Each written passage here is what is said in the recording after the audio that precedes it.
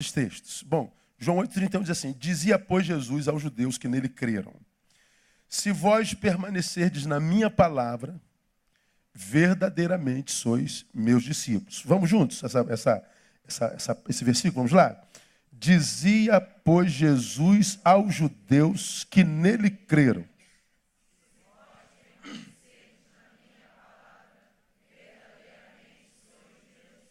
se sois. É uma condicional, não é? Se sois. Se o quê? Não ouvi? Permanecerdes na palavra. Então, não existe discípulo de Jesus que viva aquém da palavra, nem além da palavra. Não existe discípulo de Jesus que não conheça a palavra. Ah, pastor, eu estou na igreja há 30 anos, sei pouco da palavra. Então, não sei se você é discípulo. Então, permanecer. Agora vamos para João capítulo 15. A partir do verso 5. Veja se tem alguma palavra que se repete muito aí. Eu sou a videira, vós sois as varas. Quem, leia, permanece em mim, eu nele, esse dá muito fruto, porque sem mim, quem não é lançado fora com uma vara e seca. Tais varas são recolhidas, lançadas no fogo e queimadas. Se vós, leiam, permanecerdes em mim, as minhas palavras permanecerem em vós, pedi o que quiserdes e vos será feito. Nisto é glorificado meu Pai, que deis muito frutos, e assim sereis meus discípulos. Como o Pai me amou, assim também eu vos amei. Leia. Permanecei no meu amor. Se guardardes os meus mandamentos, leia, permanecereis no meu amor, do mesmo modo que eu tenho guardado os mandamentos de meu Pai e permaneço no seu amor. Esta coisa eu tenho dito para que o meu gozo permaneça em vós e o vosso gozo seja completo. O meu mandamento é este, que vos ameis uns aos outros, assim como eu vos amei. Ninguém tem maior amor do que este, dar a alguém a sua vida pelos seus amigos. Vós sois meus amigos se fizerdes o que eu vos mando. Já não vos chamo os servos, porque o servo não sabe o que faz o seu senhor, mas chamei-vos amigos, porque tudo quanto ouvi de meu Pai vos dei a conhecer. E o último, vós não escolhestes a mim, mas eu vos escolhi a vós e vos designei, para que vades e deis frutos, e o vosso fruto permaneça, a fim de que tudo quanto pedides a meu Pai em meu nome, ele vos-lo conceda. Qual é a palavra mais aparente aí? Permanecer. Permaneça, permaneça, permaneça, permaneça, permaneça, permaneça, permaneça, permaneça, permaneça, permaneça. Qual é, dentre as muitas marcas da pós-modernidade, no homem pós-moderno, digamos, dos seus defeitos do homem pós-moderno, é exatamente o oposto disso, a capacidade de permanência. Tudo na pós-modernidade, ou quase tudo, é volátil. É prazo de validade. É ausência de permanente. Os relacionamentos são rasos. Não há relacionamento que dure na pós-modernidade. Ele como eu chamo, de interrupções de processos. A amizade dura pouco, o casamento dura pouco, o sujeito dura pouco na igreja dele, vive de igreja em igreja o tempo inteiro. O conceito que a gente tem pelo outro muda o tempo inteiro, é só o outro dizer não para a gente. O que o homem pós-moderno não tem na vida é permanência. É impressionante. Uma geração que começa um monte de coisa, não acaba quase nenhuma das coisas que começou. A ausência de permanência. Bom, e uma das marcas do discípulo de Jesus é exatamente a permanência. Se vós permanecerdes na palavra, ou seja, uma das bênçãos de Deus para aqueles que ele alcança com a sua palavra é a bênção da permanência. Bênção que eu falo sobre ela há muito tempo, o que gera longevidade nele. Quando nós somos, de fato, alcançados pela palavra, por ele no Espírito Santo, uma das bênçãos que Deus tira de nós é essa vida rasa que a gente vive, que não alcança profundidade em lugar nenhum, em coisa alguma. E quando a gente não cresce para baixo, crescer para cima é crescer para cair. Se eu cresço para cima, mas antes não cresci para baixo, ou seja, não fui abençoado com enraizamento, eu não tenho raízes. Se cresço para qualquer lugar, em qualquer área da vida, vou crescer e vou ser interrompido, não vou permanecer. Aí a gente se encontra com um monte de gente diz assim, pô, cara, pastor, nada que eu faço dá certo. Cara, estava tudo certo para isso bombar e arrebentar a boca do balão, ia glorificar o nome do Senhor. Cara, essa proposta era maravilhosa, era um negócio que eu achei que era de Deus e começou bem, fluindo, arrebentando. Mas, meu Deus, pum, acabou tudo. O que acontece? Eu comecei do outro lado, arrebentou. Comecei esse relacionamento, caiu. Comecei aquele, caiu. Eu estava no ministério, caiu. Sobe, cai. Por que cai? O que eu estou fazendo de errado? Eu não está crescendo para baixo. Não tem raiz. Nós vivemos na pós-modernidade debaixo de tantas informações, mas tanta informação, que quando você decorou essa aqui, já tem mais 3 aqui. Eu falei, caramba. Aí tu tem que se readaptar. Aí você vai aprender essa aqui, quando aprende tem mais 4 aqui. Aí você já esqueceu daqui, ó. Aí o que acontece com a gente? Nós fazemos um monte de coisa razoavelmente, mas não somos excelentes em nada. André tem um primo que, rapaz, aquele cara parece um MacGyver. Escangalhou o fogão, chama o Dow, ele conserta fogão. Escangalhou o chuveiro, chama o Dow, ele conserta chuveiro. O motor bateu, chama o Dow, ele conserta motor. O telhado quebrou, chama o Dow, ele conserta telhado. O chão rachou, tem que fazer o piso, chama o Dow, ele faz piso. Está sem motorista, chama o Dow, ele dirige. O que o Dow é? Oficial da Marinha Mercante. Rapaz, o cara sabe fazer tudo. Eu acho bacana esses homens multitarefa, multi-homem. Eu não sei nem fazer arroz, cara. Você imagina, eu não sei fazer arroz. Você acredita? Eu sou casado há 30 anos. Então, aquele camarada sabe fazer de tudo um pouquinho. Agora, é excelente em alguma coisa. Você é especialista em uma coisa na vida. Existe uma área na vida na qual podem te chamar de doutor. A pós-modernidade faz isso com a gente. Nós temos que, porque ela muta e muda tão rapidamente, nós temos que nos readaptar o tempo inteiro. Nós temos que nos acostumar com os novos tempos, com a nova era o tempo inteiro. Quando a gente está se adaptando, já mudou. E a gente se adapta, mudou. E você tem que estar mudando. E você vai perdendo os saberes. Tal. Chega uma hora que você se vê completamente deslocado, desajustado, incapaz para o tempo presente, você não sabe por quê. Você começou um monte de projetos, esse projeto cresce e tomba. Você não tem o que se chama da bênção da permanência. Pô, atendi hoje uma pessoa que está acabando o 9º casamento dele. Falei, cara, tu é bom em descasar, meu. Eu já vi nego bom em descasar, mas você é excelente. Agora, quem quer essa excelência? Bom, se está no 9º casamento, tu acha que o problema foram as 9 esposas? Pode ser que uma ou outra não prestasse. Mas o que as 9 esposas tinham em comum?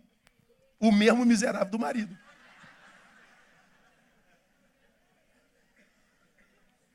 Só que essa interrupção, começa aquele amorzão, aquela paixão toda, mas daqui a pouco, puf, começa de novo, puf. Bom, se eu, puf, e amadureço nessa queda, é possível que esse amadurecimento me faça crescer para baixo, de modo que crescendo para baixo eu esteja, quiçá, preparado para crescer para cima. Existe uma possibilidade. Agora, o que acontece como pós-moderno? Ele não aprende com as dores, ele não aprende com os fracassos. Ele se transformou num caçador de culpado crônico. O culpado é tudo, menos o espelho. O que acontece? Vai passar pela vida, vai continuar vivendo rupturas, vai continuar vivendo quedas, vai continuar vivendo fracasso. Não vai experimentar o que Jesus, pela boca de João, chama de permanência. Meu irmão, o problema é que quando as rupturas são na nossa juventude, está com 15, 16 anos, vai fazendo as tuas M para lá, para cá, a vida te perdoar. Você é adolescente, pastor, adolescente é assim mesmo, pastor. Ah, criança, pastor, pastor, adolescente é assim mesmo. Agora, tu faz 25, brother. Tu faz 30. E tu continua fazendo a mesma besteira. A vida já começa a te olhar com antipatia. Os seres viventes ao teu redor já começam a te olhar com antipatia. A vida vai te virando as costas. E você vai sendo empurrado para a solidão. E daqui a pouco você não aguenta nem se olhar no espelho. Porque enquanto há juventude, há esperança. O problema é que a gente não fica jovem para sempre. Por isso que quando a palavra diz que quando o Espírito Santo chega pela palavra, uma das bênçãos mais preciosas e que não se fala entre nós é a tal da bênção da permanência. É a bênção da longevidade. Você, garoto, pós-moderno, se gaba, se glorifica porque teve muitas parceiras no final de semana. Mas você vai fazer um pouquinho de idade mais para cima, 30, 35, 40. O que a gente sente falta é daquela parceira. A gente sente falta daquele parceiro. A gente percebe que o que dava sabor na juventude já não dá mais. E a gente olha aqueles velhinhos, como o seu Manel e Dona Lina, 98 e 90 anos, caminhando devagarinho de mãozinha dada. Eu não sei se acontece contigo. A gente fica olhando assim, gente, que lindo, cara. Eu não suporto, eu sempre que vejo, quantos anos de casado? Desculpa me meter. Eles falam de boca cheia, 70 anos de casado. 60 anos de casados, 50 anos de casado. Os pós-modernos estão do lado, gabando porque estão trocando de parceira. Lá no fundo fala assim, que coisa linda, cara, meu Deus. Porque no fundo todo mundo quer isso, sim ou não? Todo mundo quer um amorzão. Todo mundo quer um parceiro, uma parceira. Alguém para voltar. Alguém para compartilhar a vida. Você já aprendeu aqui que não é bom só, falei sobre isso na gotinha da semana passada. Se você não ouviu a gotinha da semana passada, ouça quando você chegar em casa. Porque quando eu estou sozinho, nem a vitória presta para nada. Porque eu competi, ganhei o troféu, eu sou o campeão, tirei primeiro lugar, aleluia, glória a Deus. Legal, vai mostrar o teu troféu para quem, campeão? Para quem que você vai mostrar a foto do pódio, meu? Você vai chegar em casa, quem está lá para você? Olha aqui, meu troféu. Para quem que você vai mostrar a tua vitória? Não tem ninguém para mostrar, então a vitória não serve para nada. Você já aprendeu aqui? Você é do teu time tem um adversário maior. Você é brasileiro, vou usar o time aqui, não, porque está ruim para mim. Então, você é brasileiro e tem um amigo, jogou Brasil e Argentina. Aí o Brasil ganha. O Brasil ganhou da Argentina. Você que é brasileiro ganhou o quê? Não ganhou nada. Então, qual é a alegria de ganhar enquanto brasileiro da Argentina? É que a gente tem um amigo argentino para zoar. O bom do nosso time ganhar só é bom porque eu tenho um amigo do outro time para zoar. Se eu sou vascaíno, o Vasco ganhou do Flamengo, eu não tenho um flamenguista amigo para zoar, o que adianta o Vasco ganhar? O melhor é o amigo que a gente encontra no dia seguinte. Que ele some no dia seguinte, não é verdade? Fulano não veio trabalhar, então passou lá do outro lado do corredor da empresa, mas não veio nem falar comigo. Porque já sabe que vai ser zoado. O melhor da vitória é o amigo. E nós não nascemos para a solidão. Agora, por que, gente, que a gente não vive na prática essa permanência? Nossa vida se transformou numa coisa tão volátil, tão sem base. Nossa alegria é cronológica. Nosso ânimo é cronológico. Tudo tem prazo de validade. E viver nessa inconstância crônica, isso cansa. Mesmo que você vá superando no início, eu estou triste hoje, mas eu sei que amanhã eu vou estar bem. A alegria do Senhor, o choro pode durar uma noite, mas pela manhã vem a alegria, e aquela coisa toda. Então eu choro aqui, eu sei que a alegria vem, aí amanhã eu estou bem. À noite eu choro de novo, amanhã a alegria vem. Eu choro de novo, chorei essa semana que vem estou rindo. Viver sorrindo e chorando, chorando e sorrindo. Cansa. Chega uma hora que a pessoa se entrega. Está aí o exército de suicidas que não nos deixa mentir. Está aí as síndromes pós-modernas que não nos deixam mentir. É que a gente está cansado de lutar. E a luta, mormente, é contra nós mesmos. A gente precisa se adaptar, a gente precisa fazer novos cursos, a gente precisa matar um leão e um urso todo dia, e a gente está matando um leão e um urso todo dia há 30 anos. Mas chega uma hora que você fala assim, meu Deus, até quando, cara, eu vou ter que me encontrar com o urso? Até quando eu vou ter que me encontrar com o leão? E o leão e o urso estão dentro da gente. Porque eu e você passamos por momentos na vida que a vontade é dizer, chega. Já passou por isso? Que a vontade é de se entregar. Porque a tal da bênção da permanência está ficando para trás. E uma das bênçãos, para mim, a maior para a pós-modernidade, é a bênção da permanência. Como que a gente pode experimentar essa bênção, irmãos? Eu vou dar alguns insights da Bíblia para você pensar na sua casa. Primeiro, não descuide da sua vida devocional. Isso aqui é crasso, eu não preciso me aprofundar nisso, porque você já adotou nisso. Quando eu falo vida devocional, eu estou falando daquele alimento que a gente extrai de Deus para a vida pessoal. Essa aqui não é vida devocional, isso aqui é vida congregacional. O que Deus tem para a sua igreja, Ele dá aqui, do púlpito, ou no encontro da comunidade. Mas nem sempre o que Deus tem para o membro dessa igreja, para o sujeito, Ele dá aqui na coletividade. Ele dá onde? No quarto, quando você o busca em secreto. O que é você no corpo de Cristo? Bom, eu sei quem eu sou no corpo de Cristo. E a vontade de Deus no seu corpo me atinge, porque eu sou um membro do seu corpo. Só que quando essa reunião acaba, é como se o corpo de Cristo se esquartejasse, cada membro fosse para um canto. O que Deus tem para você enquanto membro, nem sempre é revelado aqui, quando Ele faz a sua revelação para o corpo. Por isso que Ele diz que tu, quando orares, vá para a igreja, para o culto de oração, às 19h45, na rua Manuel Nogueira de Sá, 538. É o que está escrito lá, não? Tu, quando orares, entra onde? No teu quarto. E ora teu pai como? Em secreto. E teu pai, em secreto, te abençoará. Ele está dizendo, se entra no quarto e tem vida subjetiva de oração, secreta de oração, ele diz, o pai abençoa. Como que eu tenho essa bênção da permanência? É quando você já me ouviu falando aqui, eu tenho no meu quarto não só um dormitório, mas tenho no meu quarto um altar. É quando eu tenho vida congregacional, pública, mas eu também tenho vida privada com Deus.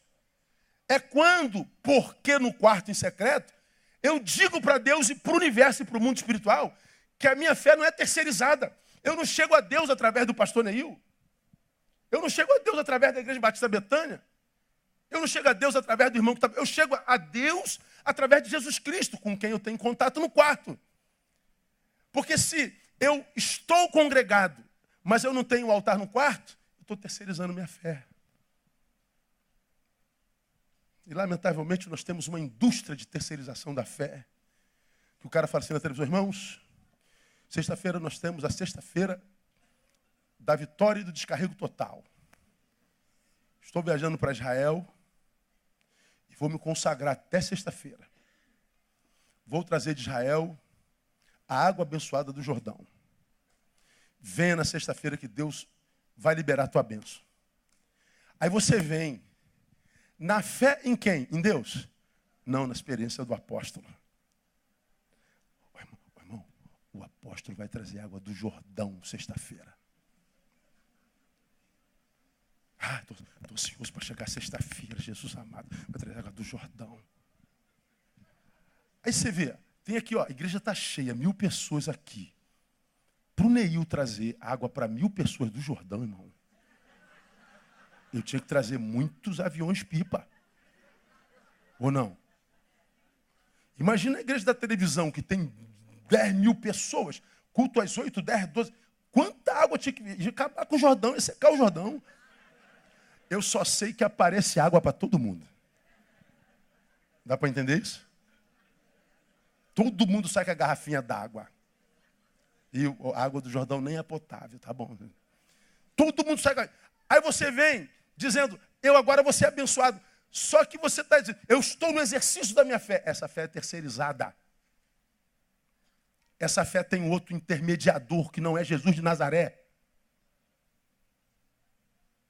Mostram para você os milagres que dizem aconteceu, mas não mostram os milagres que não aconteceram. E as pessoas que saíram profundamente frustradas.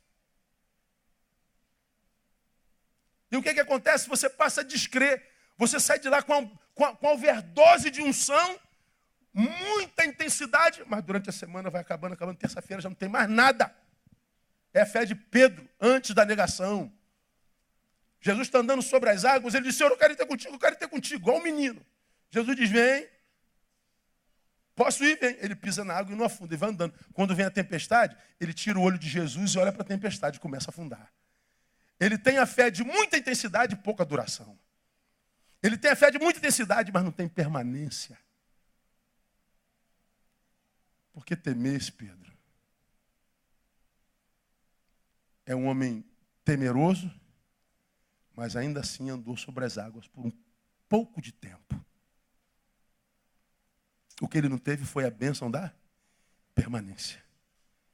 Então, se você quer passar por esse tempo volátil, esse tempo de cronos interrompidos, de interrupções de processo, se você não quer ficar para trás, como para trás você vê a multidão inteira ficando. Você olha para a Bíblia fala, né, em 2 Tessalonicenses, que antes da vinda viria a apostasia. Aí tu olha assim para o lado, esse irmão está do teu lado aqui hoje, daqui a pouco ele desaparece do mapa. Daqui a pouco ele está onde? Está no candomblé. Dá 3 anos, volta. Meu Deus, voltou, irmão? Voltou. Daqui a 2 ele está sei lá, ele está na Testemunho de Jeová. Daqui a pouco ele volta. E aqui lá não presta, aqui não presta. Não tem permanência. Viver assim é infernal.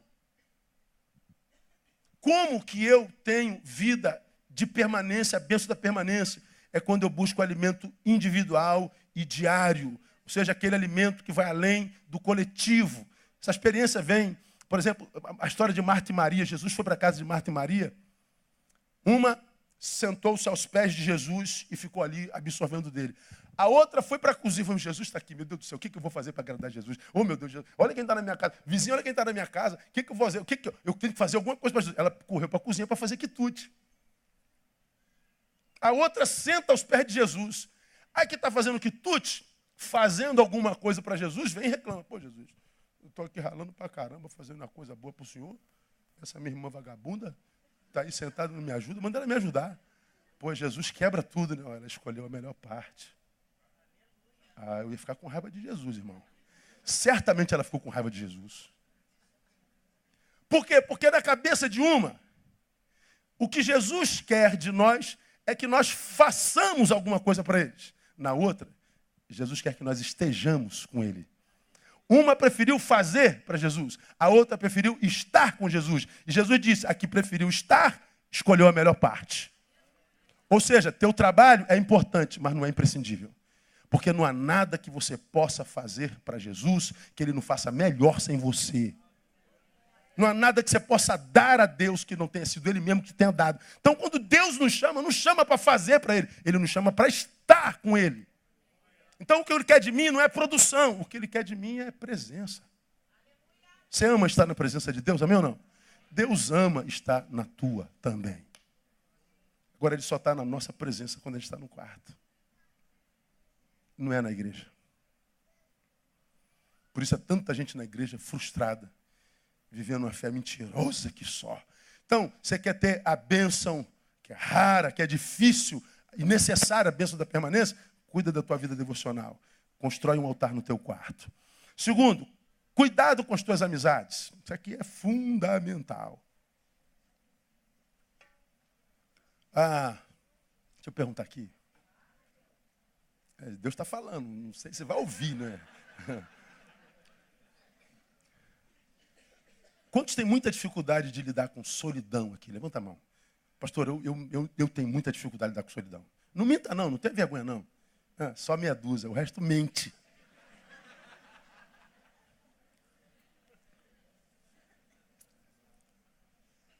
São personalidades, não é? Tem gente que precisa da muvuca, que precisa... Aquela gente brasileiro, carioca, gosta de trocar ideia. Você passa nos bares, bota uma cerveja, daqui a pouco senta um monte de gente, troca ideia. E, vamos trocar uma ideia. Tu tá sozinho, chega alguém que quer trocar ideia. E fica trocando ideia por horas. Eu fico olhando aquilo, cara, isso deve ser bacana pra caramba. Trocar ideia, passar tempo.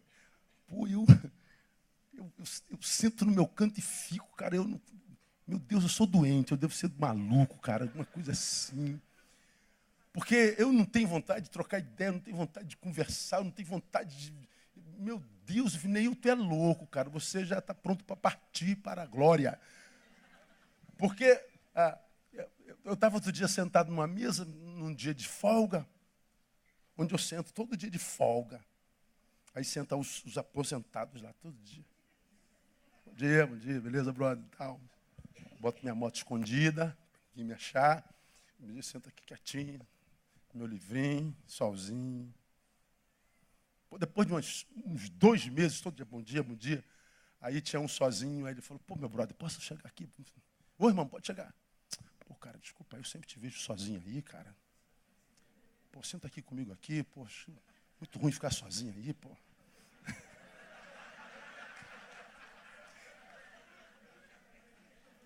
Pô, eu estava te vendo aí, eu fiquei, pô, cara, esse cara senta aqui, cumprimenta a gente, eu nunca fui lá chamar o cara para sentar aqui com a gente, pô, o cara fica lá sozinho, pô, mó tristeza. Pô. Aí eu levantei, pô, cara, deixa eu te dar um abraço aqui, cara, muito obrigado pelo seu carinho, pelo seu amor, pô, você me viu, cara, você não sabe quanto você me abençoou hoje, cara. Pô, mas eu estou bem, acredite, estou na boa. É que eu vivo cercado de multidões, então esse momento aqui é o momento que eu dou uma desencapetada, entendeu? Então, jogo as energias tudo no chão, tal. Então, estou bem. Quando eu estiver ruim, eu sento aí com você. Não, a mesa está aberta para você. Pô, obrigado aí, ele ficou todo feliz. Fica aqui na boa. Mas isso não é natural. A gente precisa de gente. A gente precisa de encontros. Nós somos o resultado deles, não é? Mas os encontros podem gerar vida ou matar. Os encontros podem nos reconstruir ou nos destruir. Os encontros precisam ser pensados, raciocinados. 1 Coríntios, capítulo 5, diz uma coisa interessante, verso 9.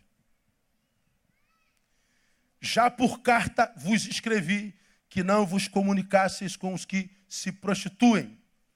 Com isso, não me referi à comunicação em geral com os devassos desse mundo, ou com os avarentos, ou com os roubadores, com os idólatras, porque senão vos seria necessário sair do mundo. Não tem como. Mas agora vos escrevo que não vos comuniqueis com aquele que, dizendo-se irmão, for devasso, avarento, idólatra, maldizente, beberrão, roubador, com esse tal, nem sequer comais. Pois que me importa julgar os que estão de fora, não julgais vós os que estão de dentro. Paulo está dizendo assim, é irmão, professa a mesma fé, mas não vive como se fosse da mesma fé. Cuidado com ele. Não sei o que estou dizendo, não. Eu seria mais light do que Paulo. Mas ele está dizendo, você deve se apartar. Por quê? Porque a relação forma ou deforma. E quando a deformação vem por relação, a reforma é complicado. Porque se eu sou deformado por alguém, para ser reformado por outro alguém é muito difícil. Por quê? Porque a fé nesse alguém já vai ser contaminada pela decepção com alguém que me deformou. É como quem descasou e casa pela segunda vez, você já entra com o pezinho atrás. Eu não vou jogar de cabeça, não. Vou deixar um pezinho aqui fora do casamento, porque se eu me machucar de novo, eu vazo. Porque no outro você mergulhou de cabeça e teve traumatismo craniano. Então, Paulo é bem claro quando diz isso. Você vai a outro texto de Paulo, ele diz assim, um pouquinho de fermento faz o quê? Leveda toda a massa. Toda. E como eu já falei muito sobre isso aqui, eu não preciso me deter nesse tópico aqui. Agora, só para relembrar, ninguém que um dia foi imagem e semelhança de Deus, ninguém que um dia foi discípulo de Jesus, já esteve no altar, já esteve na vocação, já foi usado por ele, foi desconstruído sem que essa desconstrução tenha sido levada a efeito por relações. Você lembra disso aqui? Quanto custa o primeiro cigarrinho de maconha? Lembra disso? Quanto custa? É gratuito. Todo primeiro cigarrinho é gratuito. Por quê? Porque quem dá é um amigo. Pô, dá um tapinha aí, brother. Não quero isso não, cara. Eu nem tenho dinheiro. Dinheiro, mas estamos juntos, irmão. Pega aí, pô. Parceiro meu, tu é brother, tô vendo que tu tá numa angústia aí, brother. Pega aí. E o moleque dá o primeiro tapinha. O segundo, de repente, vem. Só que quando ele já depende, aí vem a cobrança. Se não tem para pagar, morre por causa de R$ 15. Agora, a primeira fileirinha, o primeiro cigarrinho, a primeira tirinha é de graça, porque é um amigo que dá. Ninguém é desconstruído, ninguém é deformado sem que isso tenha sido levado a efeito por relações. Eu não tenho como deixar de me relacionar, porque se eu estou maduro no Senhor, eu posso me relacionar com todo mundo, porque eu o influencio. Agora, se eu faço uma autoanálise e me reconheço como alguém que, como discípulo, devo, quando o assunto é maturidade, ou seja, eu já deveria ser mestre em função do tempo, mas ainda preciso que me deem leitinho, eu preciso muito mais ainda rever minhas relações. E eu diria para você que as piores relações hoje estão dentro da igreja. As piores pessoas que eu já encontrei na minha vida são da minha fé. E eu preciso saber com quem eu sento. Quando eu estava lá com o Kleber Lucas na igreja dele, vou lá agora em agosto de novo, sei lá quando, você vai saber. Aí a gente estava conversando sobre, ele levou o padre Marcelo não, como é o nome do bonitão lá? Fábio de Melo. Esse padre...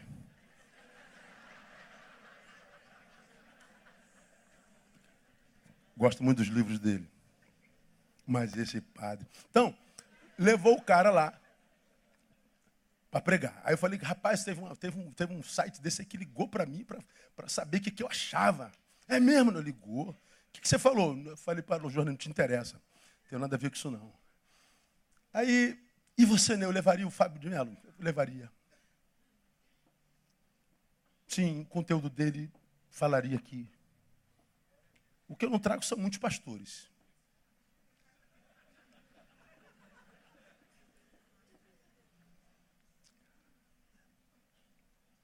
É porque, para mim, ser de Deus ou não é muito mais do que ser evangélico ou não.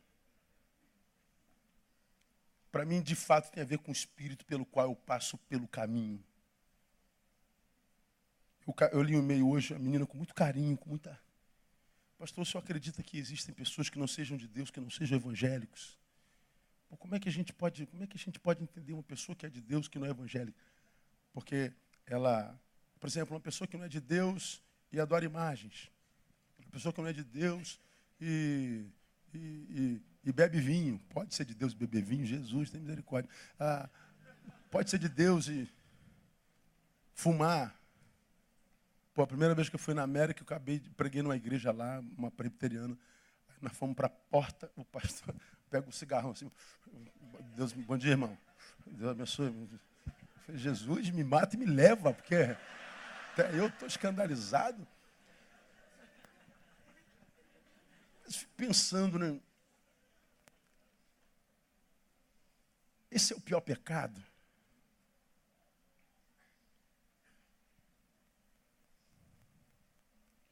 Ver um irmão caído,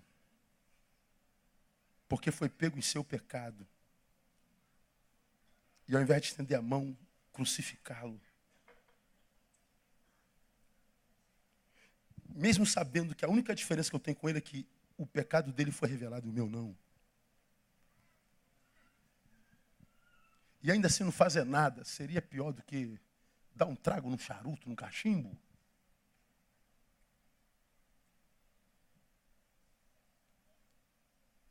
Estando diante de você poder fazer o bem e não fazer, não seria um mal maior do que um mal praticado por alguém que não conhece a Deus? Quando aquela menina transexual no carnaval se crucificou, lembra desse episódio? E aí os crentes ficaram endemoniados. Falta de respeito com a nossa fé. É verdade, está zombando, está falando mal do nosso Cristo. O que é pior? Falar mal de um Cristo que não conhece? Ou dizer conhecê-lo e não falar dele para ninguém? Quem peca mais? Ela está falando de um Cristo que é Cristo só para ela, não conhece. E você que conhece e não fala para ninguém? Quem comete pecado pior?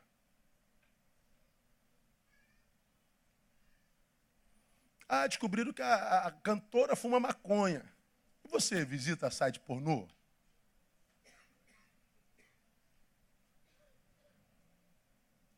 Qual o pecado que é pior? O pecado que foi revelado ou aquele que está oculto? Talvez aquele que está oculto. Por quê? Porque o que foi revelado talvez tenha sido levado a efeito por alguém que não tem intimidade com o pecado. Pecou errado, deu mole, mané. E o que nunca é pego? Ah, isso não é pego porque ele tem intimidade com o pecado. Ele é bom nisso. Quem é pior? Agora, quando nós somos deformados na qualidade de discípulos e filhos, como fomos? Como é que aconteceu? Como é que você se transformou nisso? Que até você desconhece.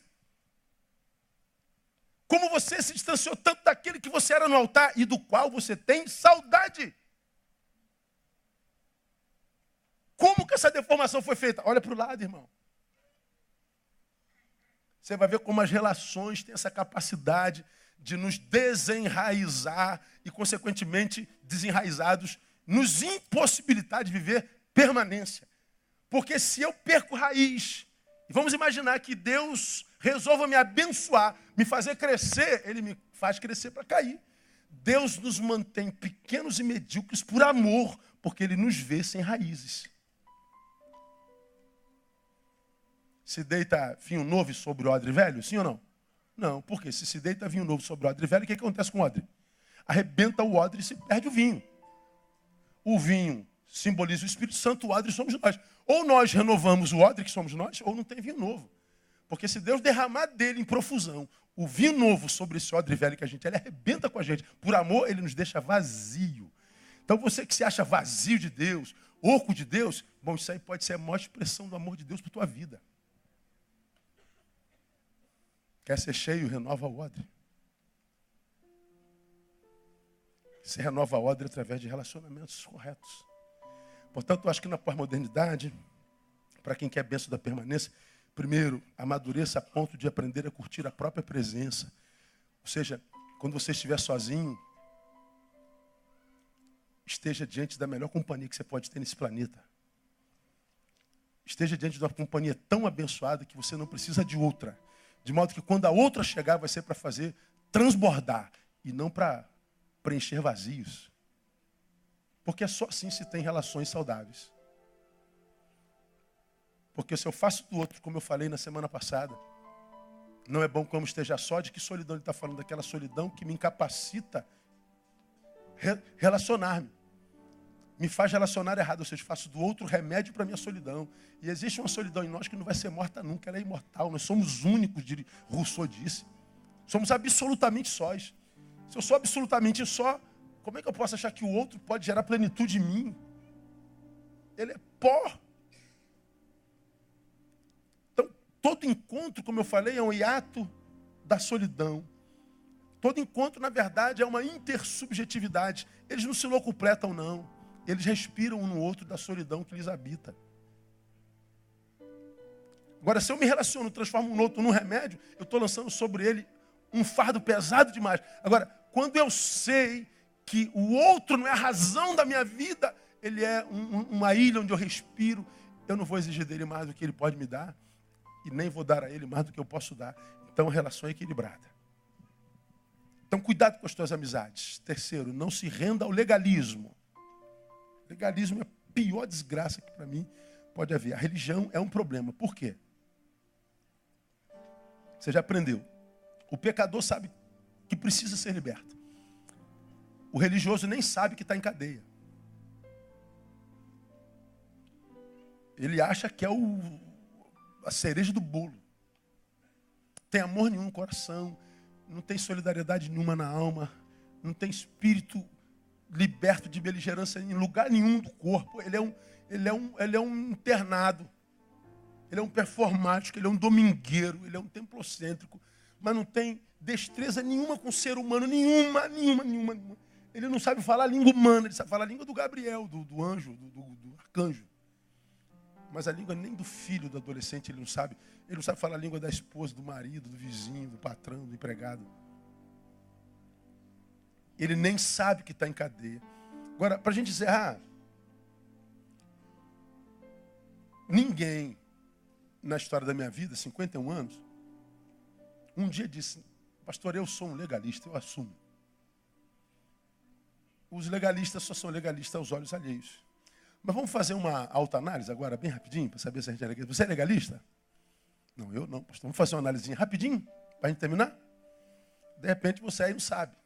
Vou lhe fazer 5 perguntinhas, você responde para si. Ok? Primeira. Seu serviço cristão, responda para si, é mais direcionado à instituição ou ao ser humano? Você que está aqui é crente. Teu serviço cristão é mais direcionado para a igreja, para o prédio, para o domingo, ou para o ser humano?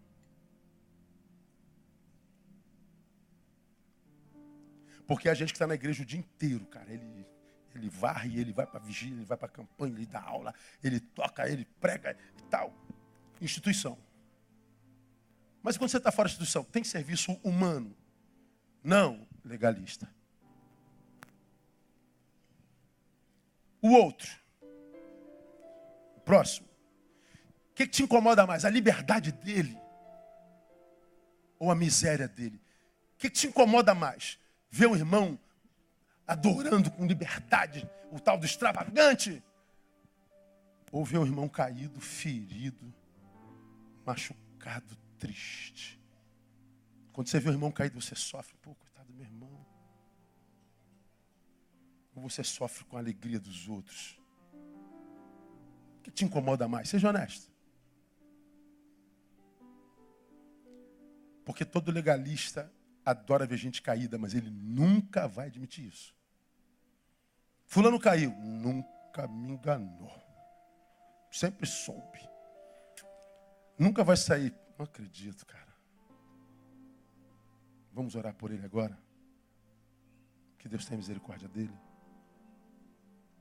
A gente sabe o que ele vai passar, não sabe? Vamos chegar junto para dar uma moral.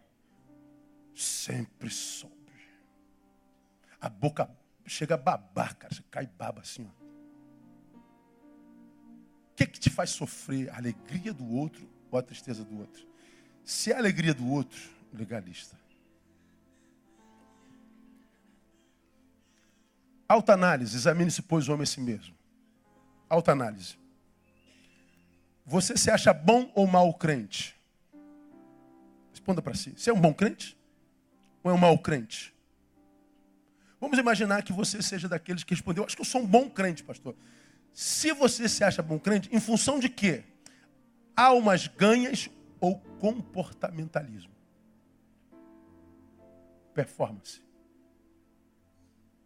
Quantas almas tua vida já atraiu a Jesus Cristo? Ou porque você é só aquele cara que cumpre as regras da instituição?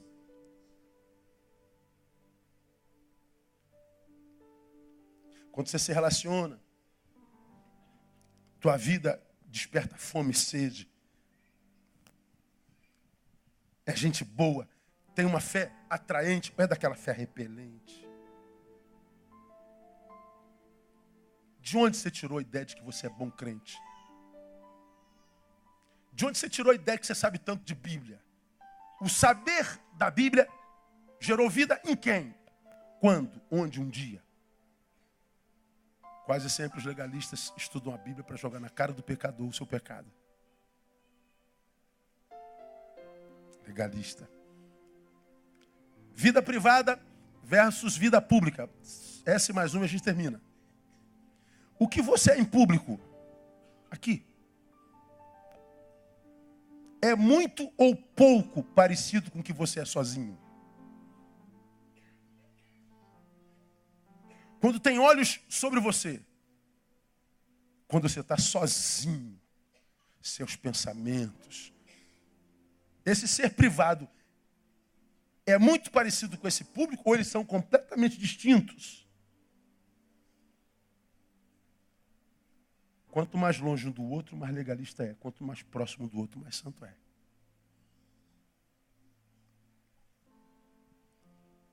Para a gente terminar. Deus. Tua relação com Ele é cronológica, dia e hora, ou recebe e percebe de fato todo dia? Aquela sensação de você estar andando na rua, e às vezes você é de tal forma visitado por Deus que só pensar nele você se emociona. Falar o nome de Jesus você se emociona. De descobrir algo na palavra. Meu Deus, isso está aqui há 2000 anos. Eu descobri isso agora, que coisa linda. Ou Deus é só o Deus do domingo? Se a gente é honesto, a gente vai falar, meu Deus, eu preciso melhorar muito. Eu preciso melhorar muito. Agora, eu preciso melhorar por algumas razões. Primeiro, por amor a mim mesmo, amor próprio. Que eu estou vendo a minha geração de mal a pior, como diz Timóteo, Paulo a Timóteo, enganando e sendo enganado, indo de mal a pior. Ou seja, o mal é o presente. O futuro já está escrito, será pior. Por quê? Porque enganando é o presente, sendo enganado, ou seja, colhendo o que eu vivi. Então ele está dizendo, se eu não mudo meu plantio, minha colheita vai ser isso aí. Como essa geração não ouve,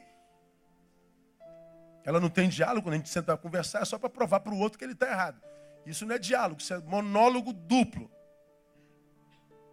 Eu sento para provar para você que você está errado, e não desarmado para quem sabe ser provado por você de que eu estou errado. Então não é diálogo. A gente não quer saber da verdade, a gente quer ter razão. Como nós somos assim na pós-modernidade, a gente provavelmente não tem futuro, não. Agora, se eu sei que a humanidade está sendo desconstruída em mim, na carne humana, Deus está dizendo, Neil, você pode remar contra a maré, você pode se preservar disso, você pode ter de mim a bênção da permanência. Oh, Jesus, louvado seja o teu nome. Para sempre exaltado seja o teu nome. Saber que isso tudo acontece aos nossos olhos e eu posso passar incólume. Posso passar guardado nele, debaixo das asas, onde a gente é invisível. 1000 ao nosso lado, 10.000 ao nosso direito, como já falei hoje. Cadáveres por todos os lados. E você de pé. Recebendo os estilhaços das granadas que são jogadas. Mas você de pé. Como um monte de Sião. Que não se abala, mas permanece para sempre. Os tiros vêm, chegam. Mas você é monte. Permanece na palavra, no nome de Jesus. Como, pastor? Vida devocional. Não terceirize sua fé, não. Cuidado com as suas amizades. Aprenda a perder gente. Aprenda a perder gente. Cresça a ponto de se transformar em alguém cuja presença você curta muito. Para que você não se torne um dependente humano. Se torna um viciado em gente.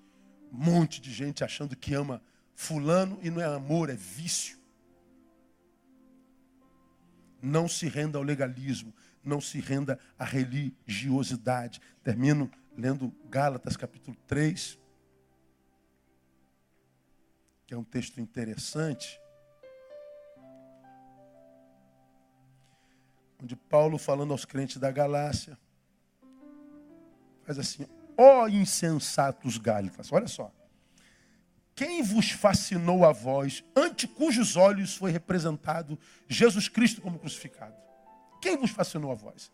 Só isto quero saber de vós. Foi por obras da lei que recebestes o Espírito ou pelo ouvir com fé? Sois vós tão insensatos, tendo começado pelo Espírito e pela carne que agora acabareis? Será que padeceste tantas coisas em vão? Se é que isso foi em vão. Está dizendo que vocês começaram na graça e os judeus convertidos conseguiram transformar vocês em legalistas. Começou por aquilo que a gente pregou outro dia, né? Paulo está combatendo os judeus conversos porque eles diziam que a graça de Jesus não era suficiente, tinha que circuncidar. Vocês começam na graça e terminam na lei, no legalismo. Vocês começam no espírito que se movimenta em amor, em solidariedade. É na performance que vocês vão acabar. Aí Paulo chama os gálatas de insensatos. Então, minha igreja, que a gente não seja visto como insensato. Porque a religião não gera vida na vida de ninguém. Religião gera hipocrisias e hipócritas. Gente que parece ser, mas não é. E eu prefiro ser sem parecer do que parecer e não ser. Então, se a desconstrução é uma realidade, a deformação humana é uma realidade, o Senhor está dizendo, você tem em mim a bênção mais importante na pós-modernidade, a bênção da permanência.